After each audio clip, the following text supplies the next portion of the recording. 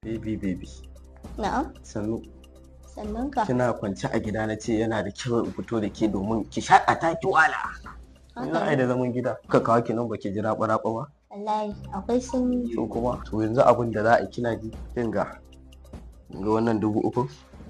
Kin ganta nan? Na ganta. Na tanadi ta ne kawai zan je in siyo kaza. Gaskiya ya kamata. Za ki ci kaza? Sosai ma. Muka bakin. Amma ba anan zan ci ba.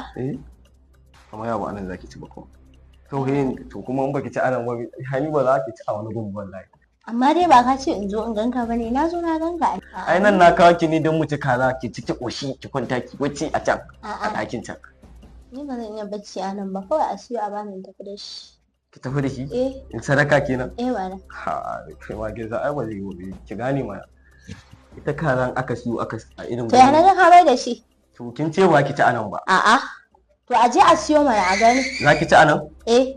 Za ki cikin mun alƙawari? Zan ci. Kuma in kika ci kika koshi akwai ɗaki can wanda za ki kwanta ki bacci. Ha, na yadda. Kin yadda? To shi ke. Ma wannan mutum ni zai raina wa hankali. A je a siyo kazan a gani.